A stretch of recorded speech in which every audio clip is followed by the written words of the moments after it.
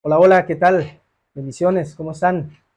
Qué bueno verlos, poder saludarlos, poder encontrarnos de nuevo, contentos y bendecidos. ¿Quién no va a estar bendecido con un aguacerito como esos que están cayendo por acá? No sé en la transmisión si alcanzan a captar algo, pero suena un aguacerito. No está tan fuerte, tenue, pero delicioso. Eh, Nos encontramos de fiesta, Sameach. Nos encontramos de fiesta porque estamos celebrando Pesach, la Pascua bíblica.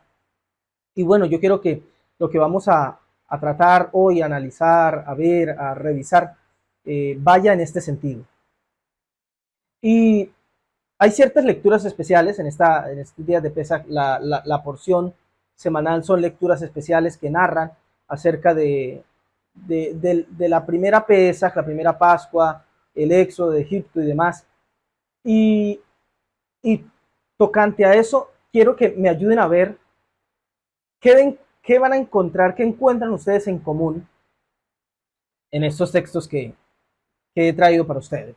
El primero de ellos, todos están en Éxodo, el libro de Shemot. El primero de ellos es Éxodo 2, versículo 13 y 14, que dice: al día siguiente salió y vio a dos hebreos que reñían. El que salió y vio a dos hebreos que reñían era Moisés, ¿no? Moisés el libertador. Al día siguiente salió y vio a dos hebreos que reñían. Entonces dijo al que maltrataba al otro: ¿por qué golpeas a tu prójimo?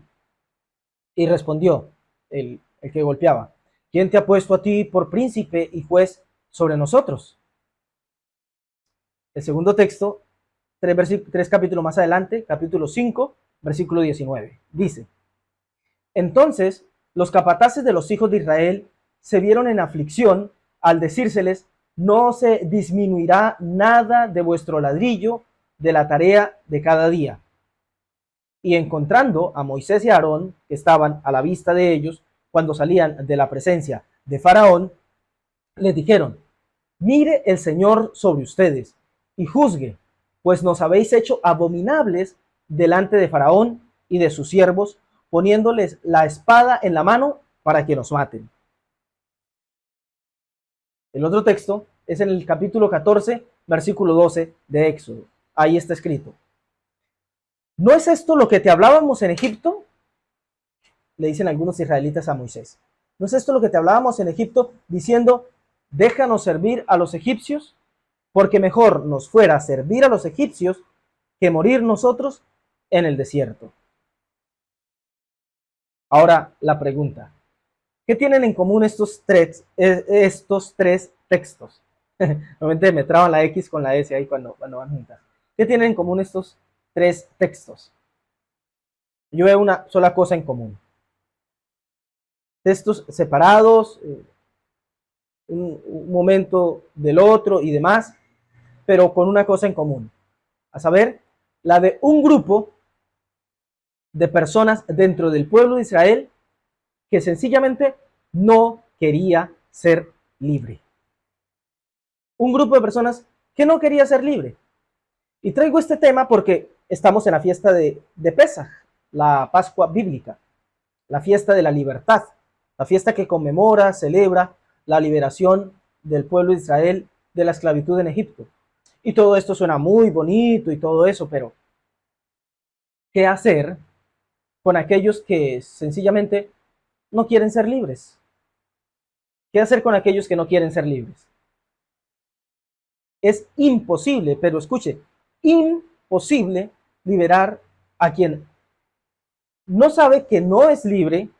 No puedes ir a liberar a alguien que no sabe que no es libre, alguien que, que no tiene conciencia de estar en cautividad, en esclavitud. No puedes liberarlo porque para él no es, no es un problema el que tiene. ¿A liberarme de qué? Estoy bien. Pues no puedes liberar a alguien que no sabe que no es libre, o a alguien que lo sabe, sabe que no es libre, pero quiere ocultarlo por una u otra razón, o a alguien que sencillamente no quiere liberarse. A ellos no les aplica la libertad, la liberación. Es, de nuevo, imposible. Uno diría, pero bueno, ¿por qué no habría de querer libertad alguien que no la tiene y que sabe que no la tiene? ¿Por qué no habría de querer libertad? Ah, Hay muchas razones.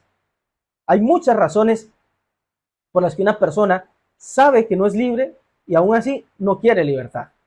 Sabrá usted que a muchos les resulta muy cómoda la esclavitud. Pensemos, por ejemplo, en un alcohólico. Algo encuentra ahí.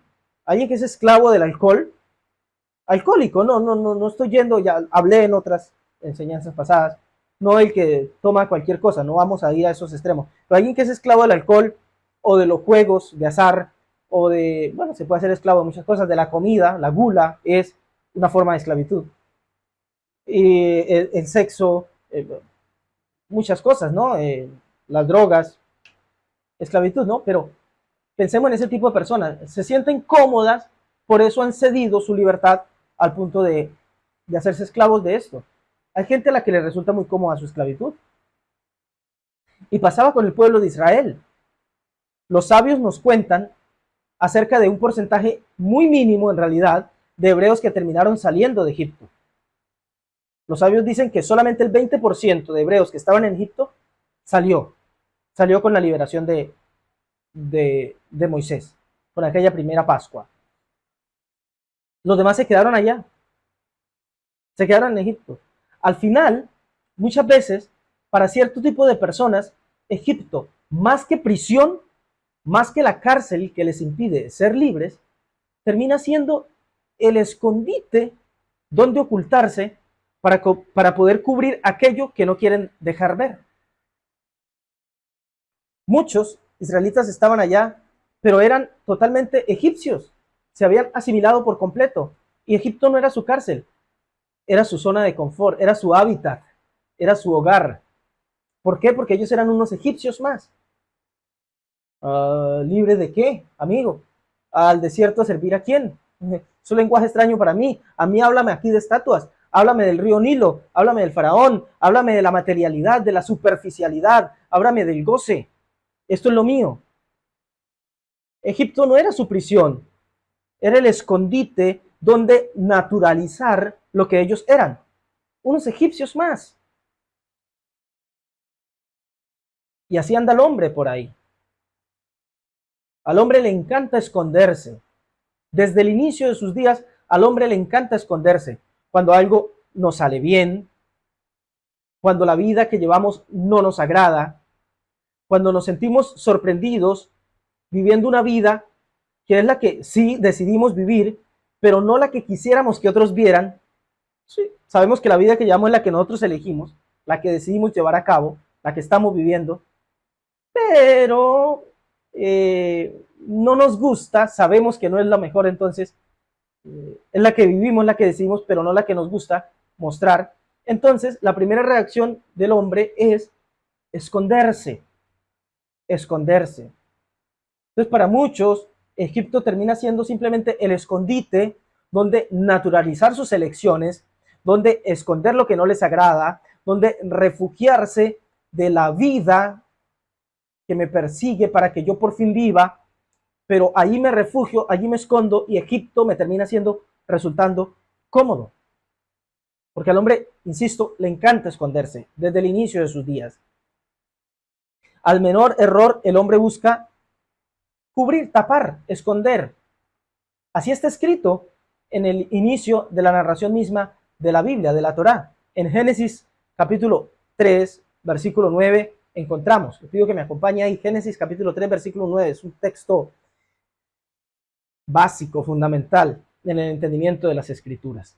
Dice allí la escritura: mas el Señor Dios llamó al hombre y le dijo, el hombre era el primer hombre, Adán. Adán recién había comido el árbol del fruto del árbol prohibido.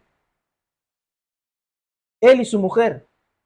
E inmediatamente después viene la presencia divina y llama al hombre y le dijo, ¿dónde estás tú? ¿Dónde estás tú, Adán? Y él respondió, oí tu voz en el huerto y tuve miedo porque estaba desnudo y me escondí. Me escondí. Este no es el malvado Adán allí que se equivocó, que se escondió de Dios. Este es el arquetipo del ser humano. Es el arquetipo de cómo funcionamos, lamentablemente, los hombres de hoy, los hombres y las mujeres. Hacemos cometemos el error, la equivocación, y luego pretendemos disimular escondiéndonos. Tuve miedo y la reacción es, me escondí. Me escondí. Ahora volvemos sobre el acto, sobre el hecho y lo que tiene para enseñarnos. Al rabí Shmuel Salman, el Rav de Rusia Blanca del Norte, quien murió en 1813, hace por lo menos un siglo atrás, siglo y tanto atrás, lo habían denunciado en una ocasión ante las autoridades, uno de los jefes de los Mitnagedim, eran los adversarios de los piadosos, de los judíos piadosos, conocidos como los Hasidim, porque condenaban su doctrina y su conducta, les molestaba la piedad de esta gente. Y lo habían denunciado al Rav y lo habían encarcelado en Petersburgo. Un día, cuando estaba a la espera del juicio, entró a su celda el comandante de la guardia. Este entra, se sorprende con el rostro majestuoso e inmóvil del Rav, porque se encontraba sumido en la meditación y no se había percatado de la presencia del comandante.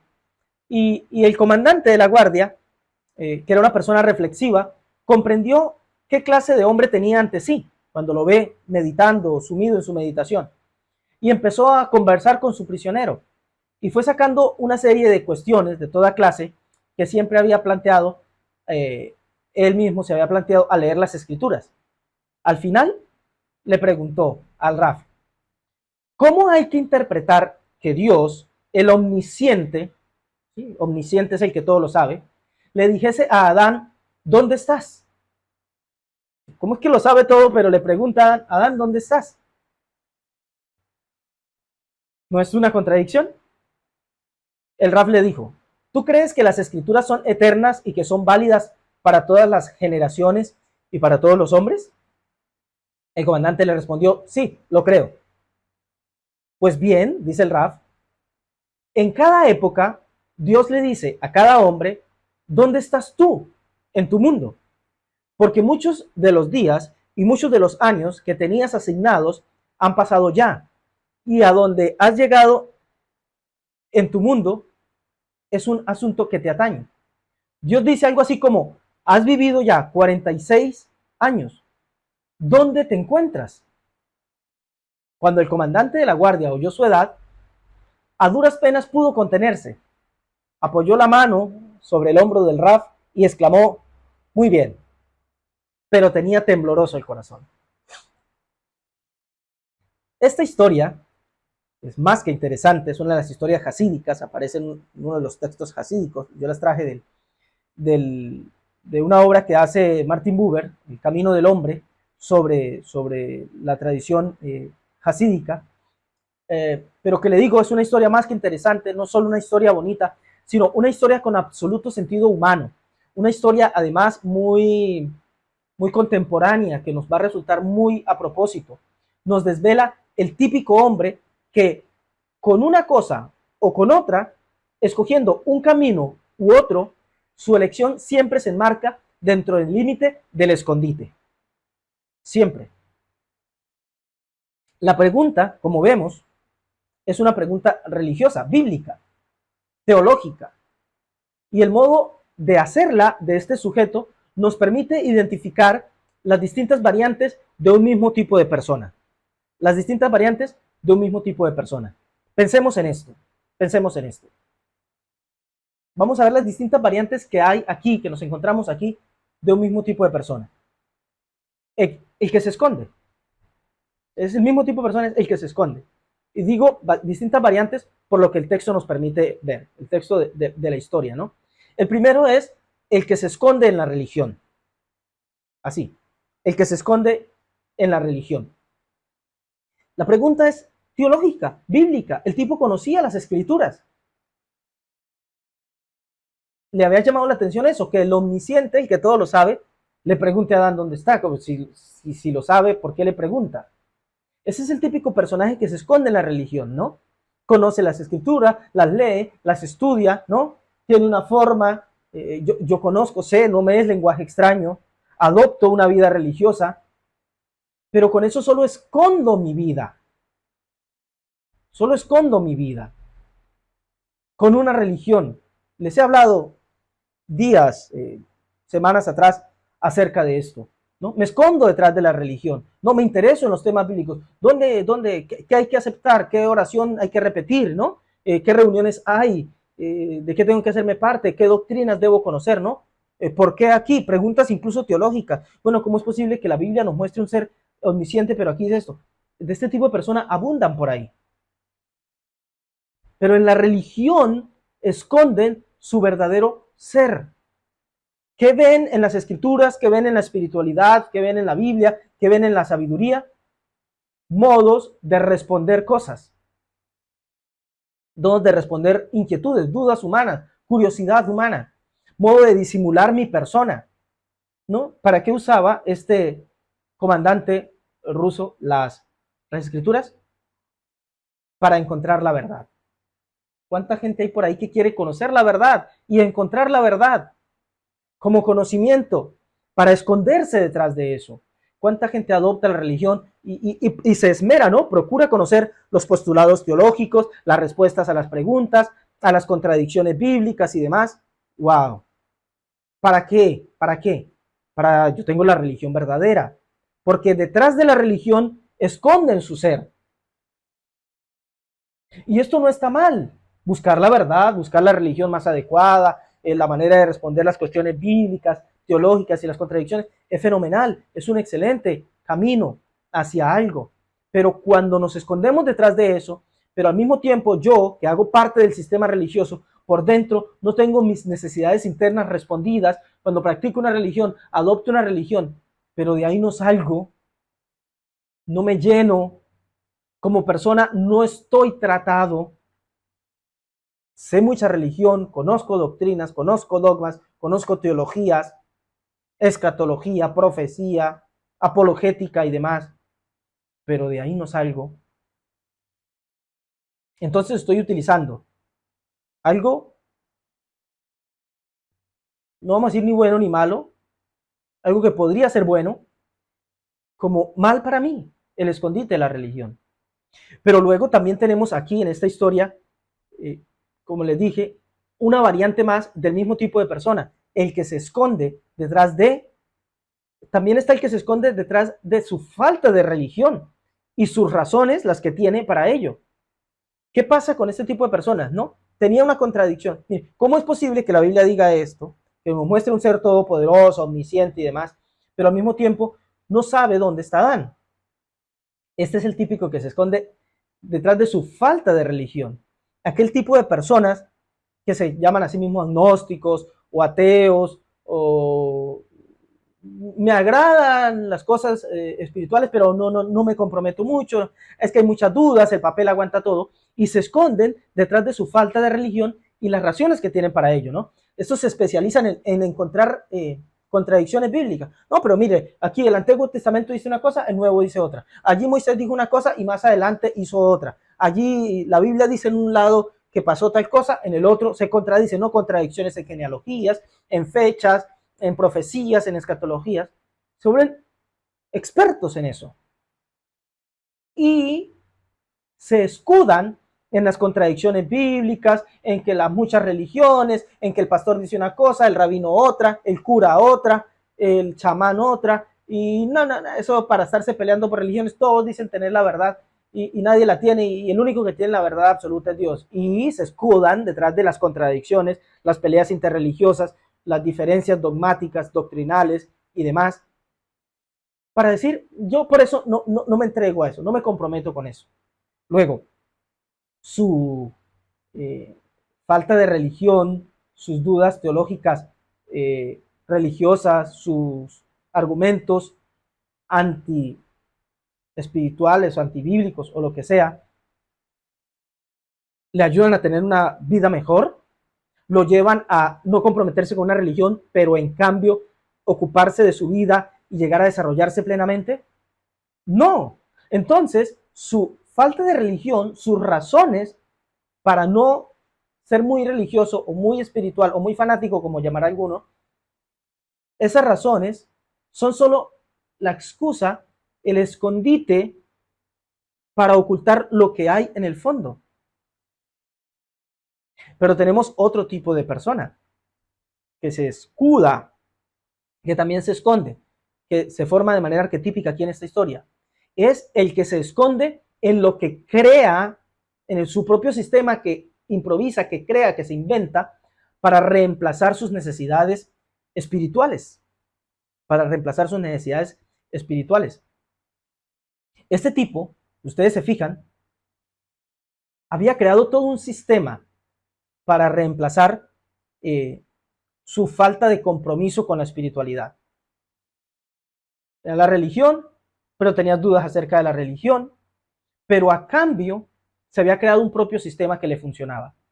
Su sistema de desarrollo profesional. Era un comandante. Se sentía con el derecho de venir a interrogar a su prisionero, que era un Raf, de preguntarle. Era un hombre exitoso, había logrado el éxito y demás, profesional, laboral. Pero el rabino desvela, el sabio, revela en la historia que todo esto no le funcionaba. Le dice, tú tomas un texto bíblico para sacar máximas teológicas, para descubrir verdades, argumentos, para defender una u otra doctrina. Pero sabes que en el fondo está un tipo, que es arquetípico del ser humano, que tiene que constantemente hacerse la pregunta, ¿y dónde estoy? Tú tomas la escritura para aplicarla al mundo, para llenar libros. ¿Y dónde estás tú en esta historia, amigo? Y ahí él le menciona, es como si tú hubiera una persona que tiene 46 años y de repente oye la pregunta, ¿dónde está? Y lo que debe interpretar es, ¿qué has hecho con los días de vida que has tenido? Y ahí el tipo se resquebraja. La historia leímos. Pone la mano en el hombro del Raf y dice, está bien, pero a duras penas pudo contenerse. Es el típico personaje que se crea un sistema para reemplazar sus necesidades espirituales o la satisfacción de ellas, ¿no? Y aquí encontramos a muchos que, no, yo no tengo mucho que ver con la religión, yo prefiero ser buena persona. ¿Y qué es buena persona para ellos? Trabajar, pagar cuentas, tener un hogar en donde provee el alimento. Yo veo mucho por Facebook, ¿no? Y por redes sociales. En lugar de decir, soy de esta religión, soy de esta otra, soy de no sé qué, sé una buena persona. Eso es mucho mejor. Yo coincido con eso. La mejor religión que hay es ser buena persona. Pero ¿qué hay detrás? ¿Qué es lo que la gente tiene como ser buena persona? Se crean sistemas de virtudes éticas, ¿no? Ser buena persona, tener buena reputación. Bueno, ¿qué hay detrás de la buena reputación? ¿Tú estás satisfecho? ¿Tus necesidades personales más íntimas están trabajadas? ¿Te sientes a gusto? Pueden ser personas muy correctas, pero ¿y tú?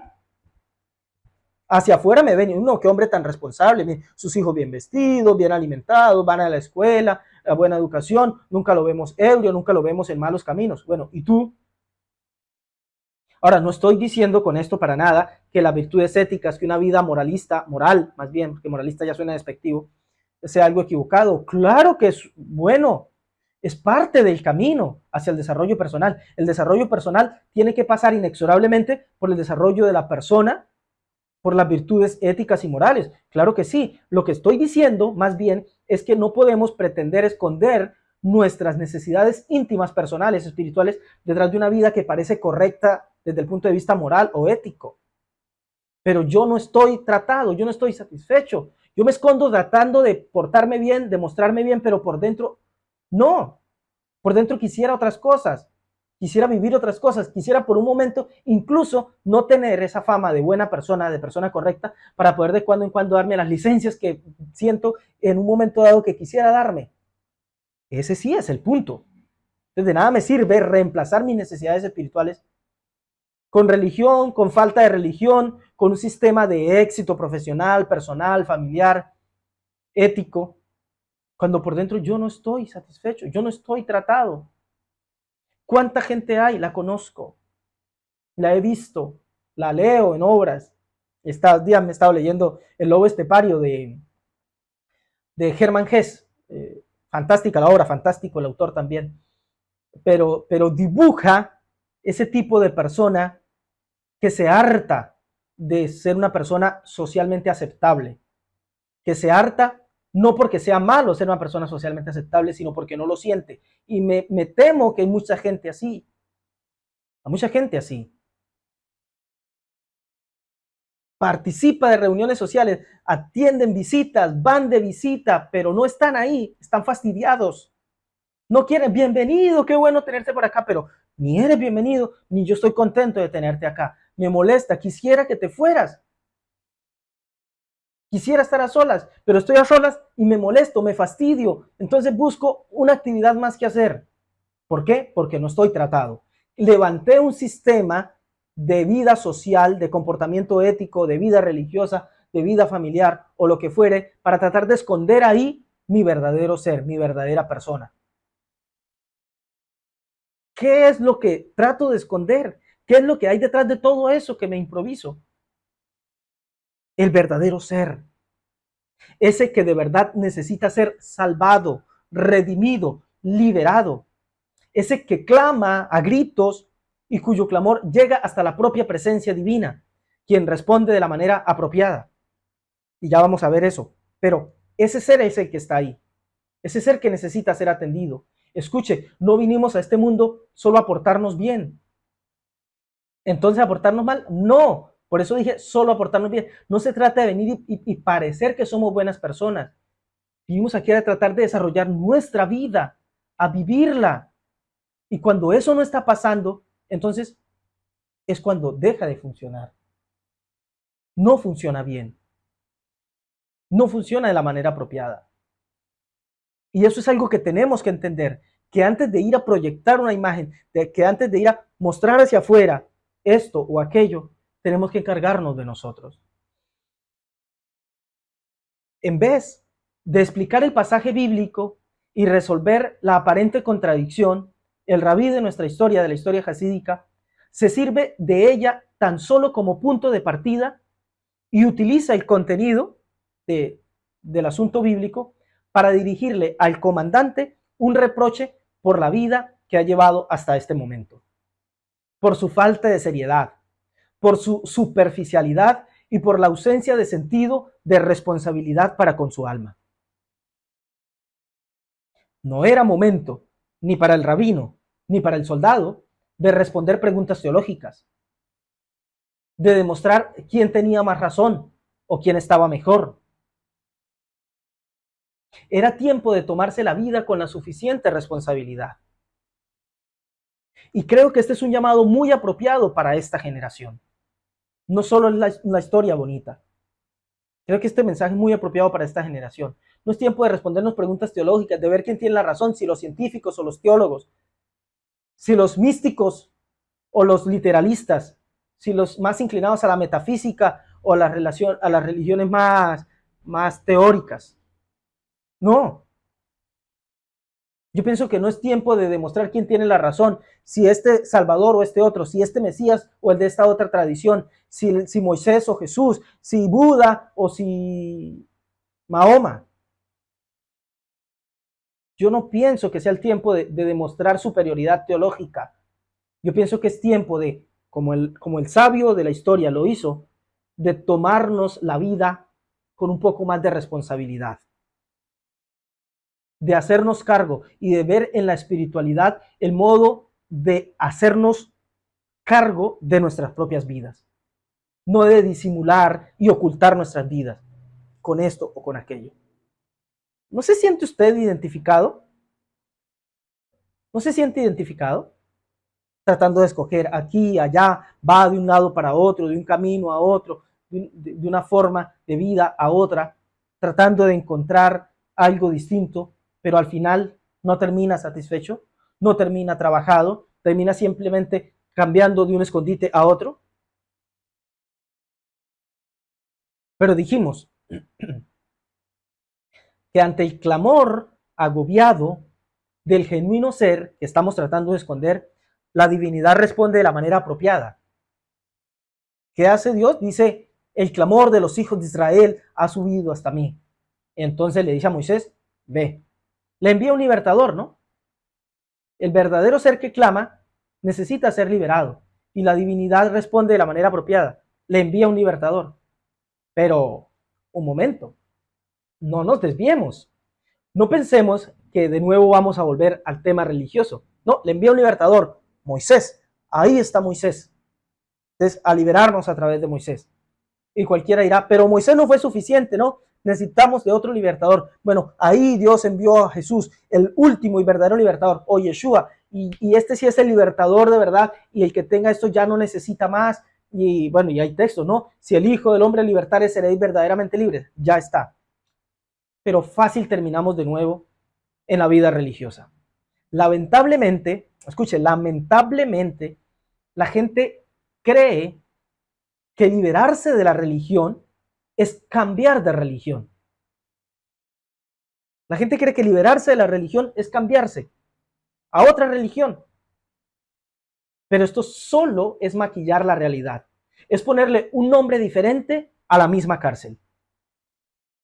Sí, si la religión que practicas o la que vas a practicar ahora nuevo, en lo único que busca es cómo esconder tu ser personal y dejar de trabajarte para poner las esperanzas en que alguien más haga por ti lo que corresponde. No importa si Moisés, si es la Biblia, si es Jesús, si es Yeshua, como quieras. Si lo que buscas es eso, estás poniéndole un nuevo nombre a la misma cárcel y la religión te es por cárcel. Para muchos estoy rozando la herejía. Lo sé. Pero permítame, regálame unos momentos más. La pregunta de Dios a Adán nos desvela su intención. La de Dios, la de lo divino. Cada vez que Dios hace una pregunta de este tipo, Adán, ¿dónde estás? No es para que el hombre le haga saber algo que él todavía ignora. ¿Dónde está Adán? Por supuesto que no, es el omnisciente, ¿verdad? Sino que lo que quiere es provocar en el hombre una reacción que precisamente solo puede provocarse con una pregunta como esa. ¿Dónde estás? Wow. Y sí, ¿dónde estoy? Dios me pregunta, ¿dónde estás? Y tengo que decirle aquí. ¿Dónde estás, Edison? Y aquí, en Colombia, con 38 años, sin idea ninguna de para dónde voy, o teniendo claro a dónde voy. Cada que Dios hace una pregunta de este tipo, no es para que el hombre le haga saber algo que él ignora, sino que quiere provocar en el hombre una reacción que solo puede provocarse con una pregunta como esa, a condición de que esa pregunta toque el corazón del hombre y el hombre deje que la pregunta le toque el corazón.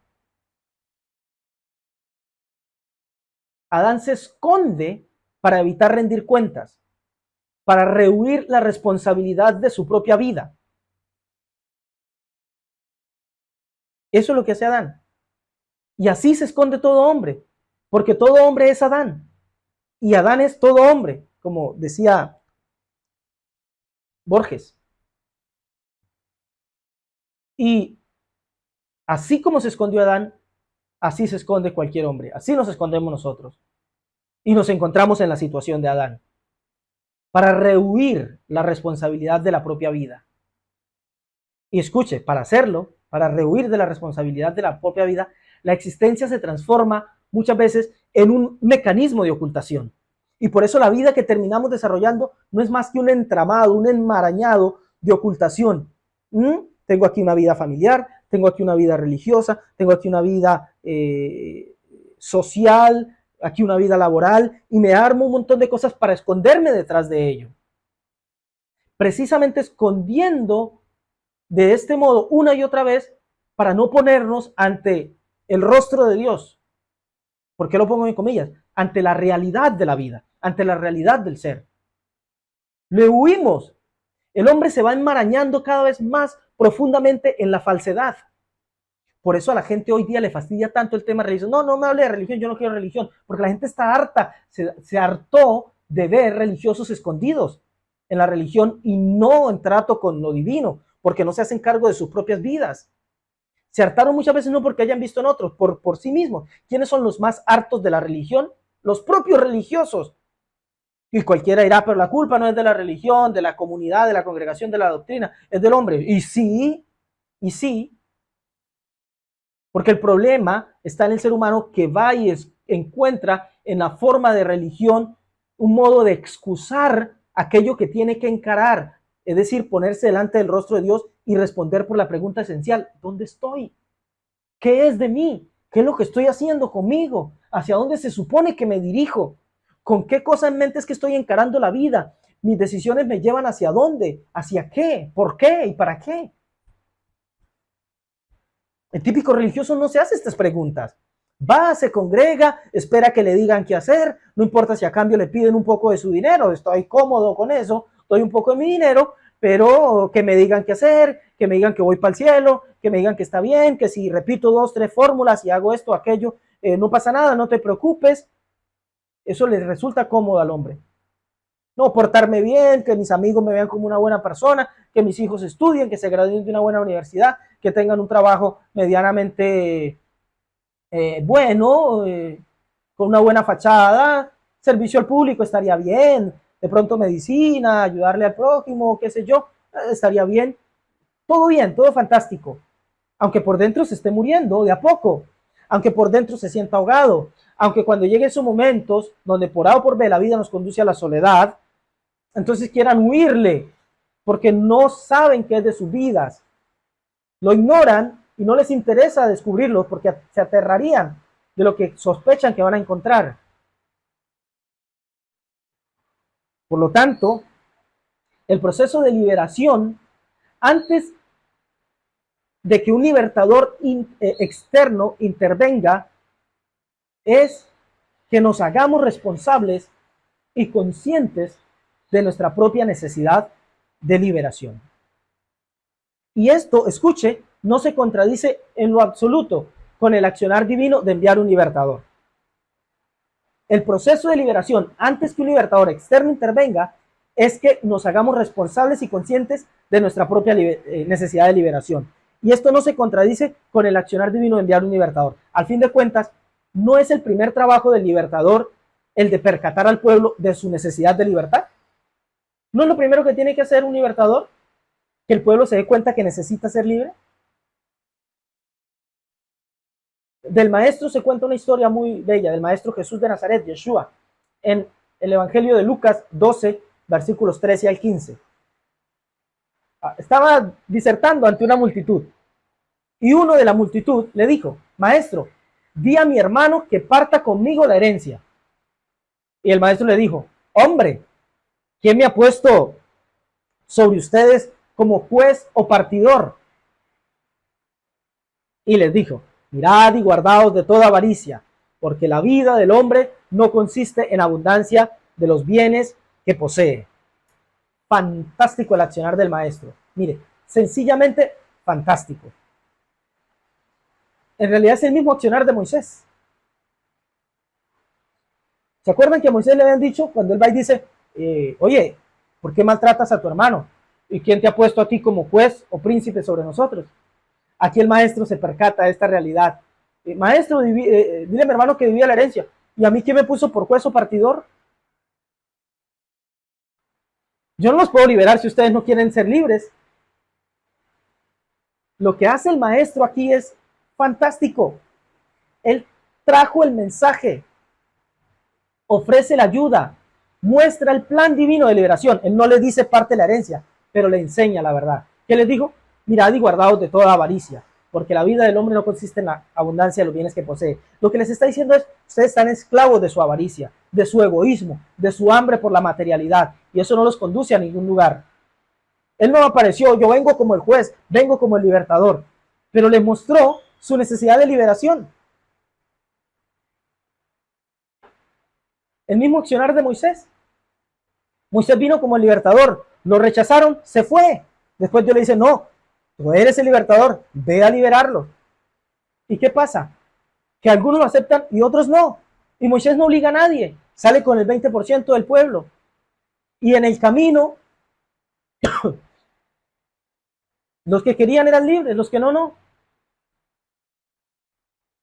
Los que aceptaron su realidad esclava y permitieron la obra divina en sus vidas, por fin fueron libres.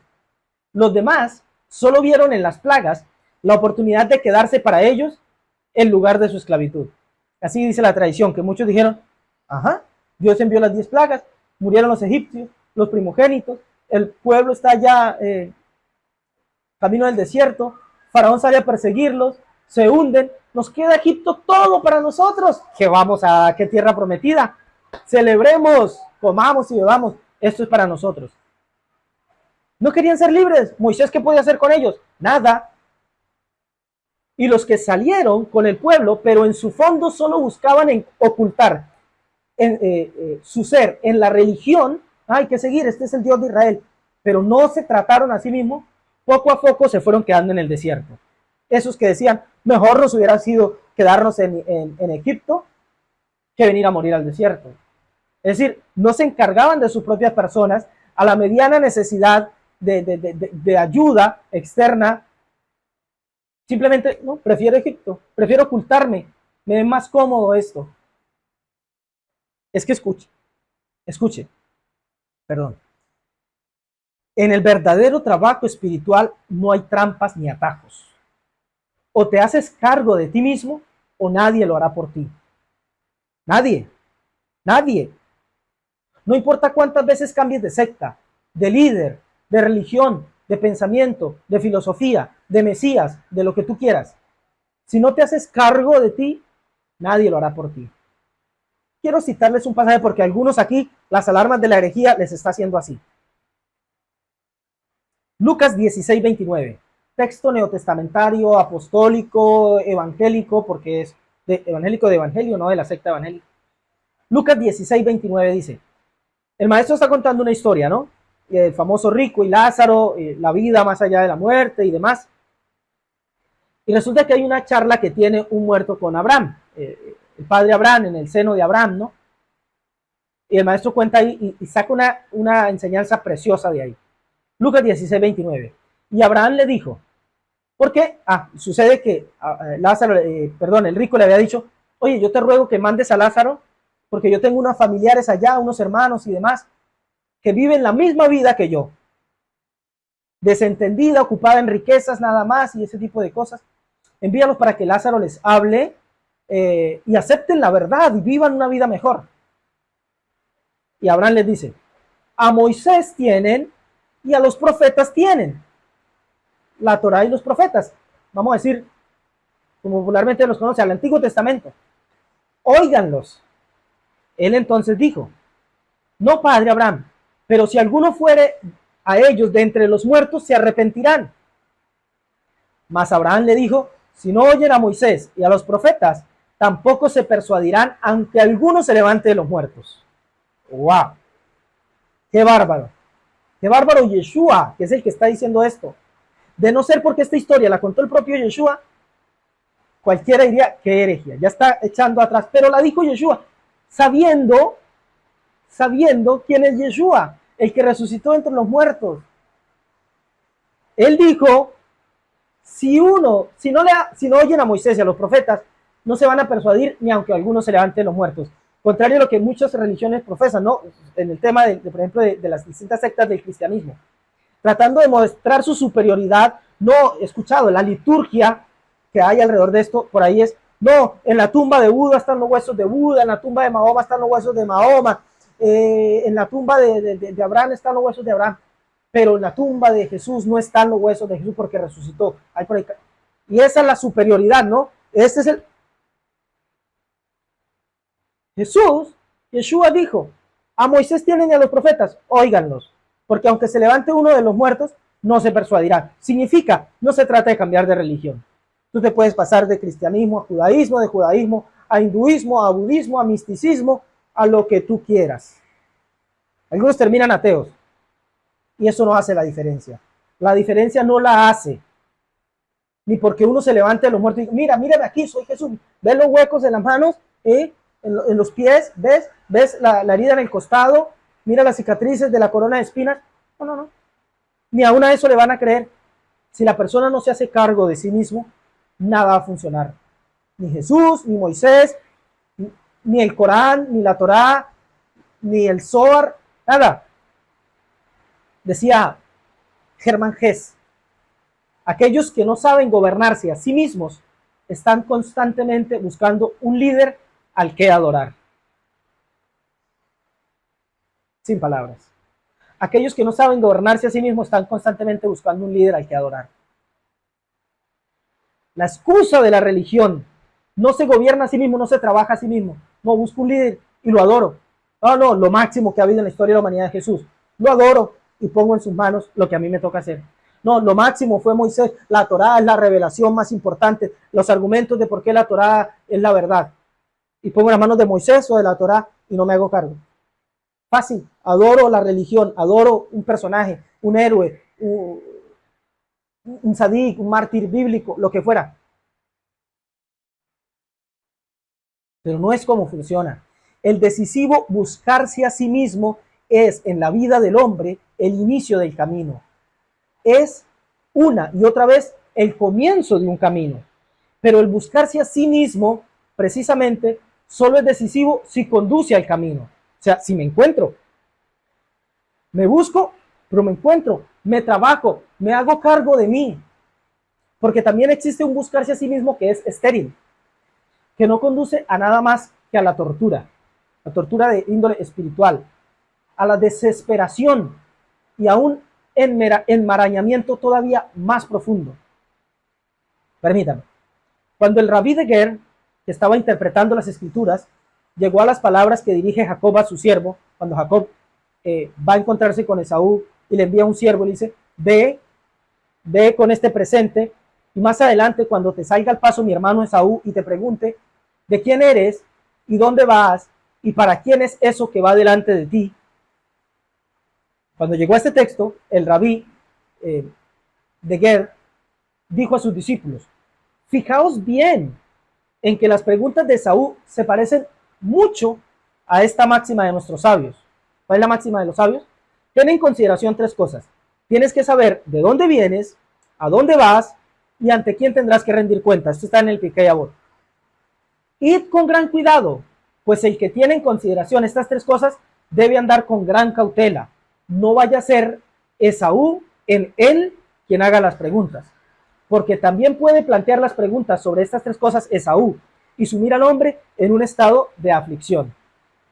¡Wow! ¡Qué bárbaro! Hay un tipo diabólico de pregunta. Una pregunta falsa que imita a la pregunta de Dios, la pregunta de la verdad. Lo que la caracteriza es que no se para en el ¿dónde estás? La pregunta de Dios es ¿dónde estás? Y da espacio a que el hombre reaccione. ¿Dónde estoy? ¿Qué estoy haciendo con mi vida? ¿Para dónde voy? La pregunta que intenta falsearla, la que hace Esaf, que es el arquetipo de la negatividad, prosigue. Del lugar al que has llegado, ¿dónde estás? Del lugar al que has llegado, no existe salida posible. Ese es el modo perverso de buscarse a sí mismo, que no provoca que el hombre invierta su tendencia y se ponga en el camino de regreso, sino que haciéndolo creer que no hay esperanza posible de volverse, y volverse aquí significa simultáneamente en los dos sentidos, darse la vuelta encarándose en lo que hasta ese momento caminaba yendo en sentido contrario y regresar hasta el punto de partida. Pero digo que este tipo de pregunta lo lleva al hombre, no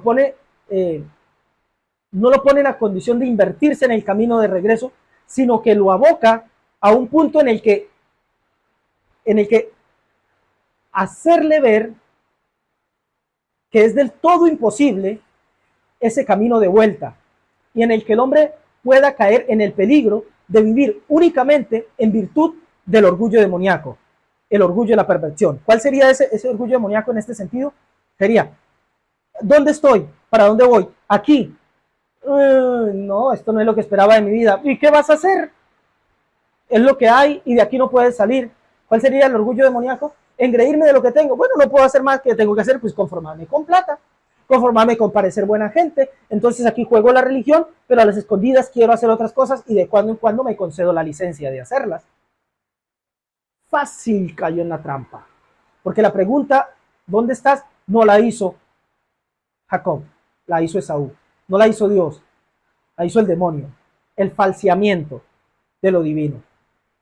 La salida, ¿cuál es la salida a todo esto?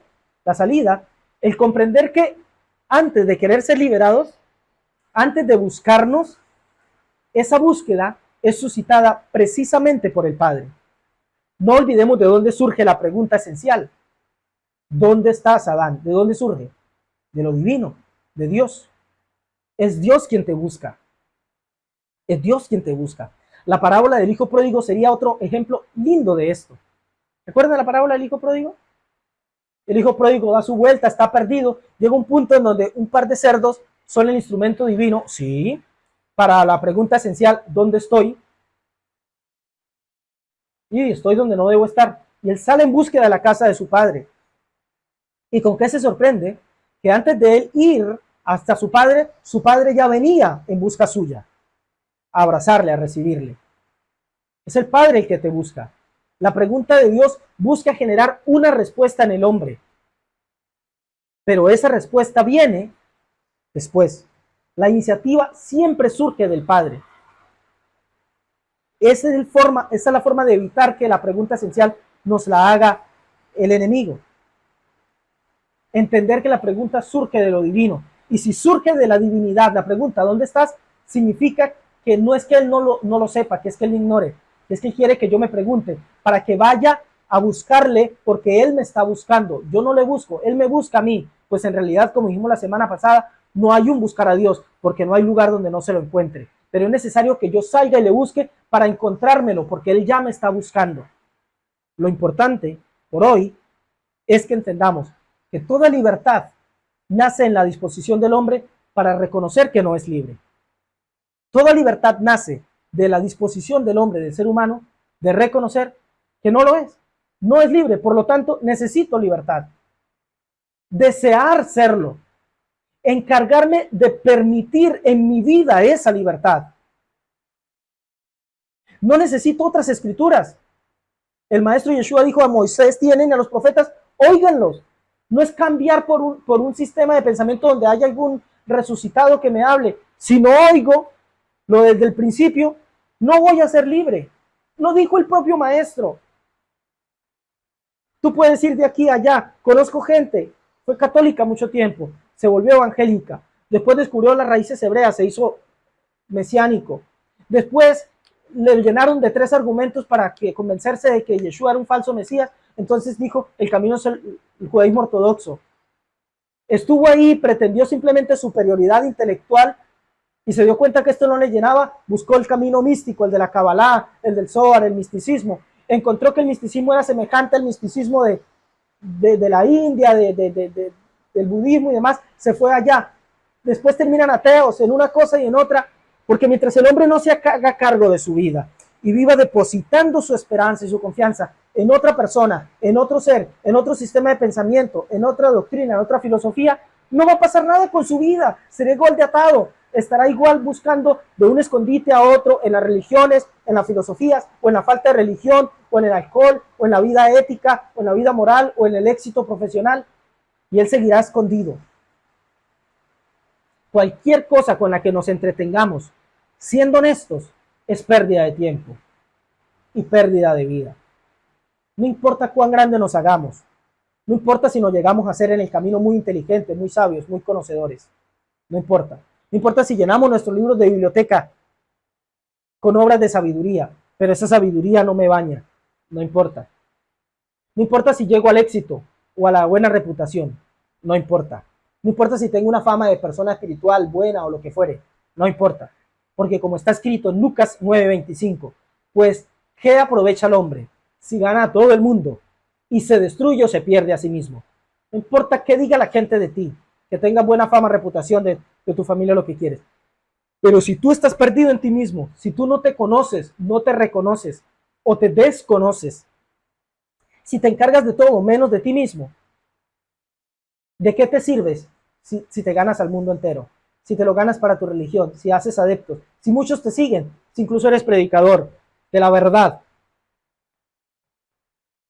y te parece válida tu verdad porque, caray, te siguen 50, 80, 100, 2000 personas, ha de ser porque mi camino es verdad, pero tú por dentro no te hallas, no te encuentras. Bueno, ¿y cómo sé si sí o si no? Fácil, hay un solo versículo y es del Nuevo Testamento, fíjense. El espíritu mismo le da testimonio a nuestro espíritu de que somos hijos de Dios.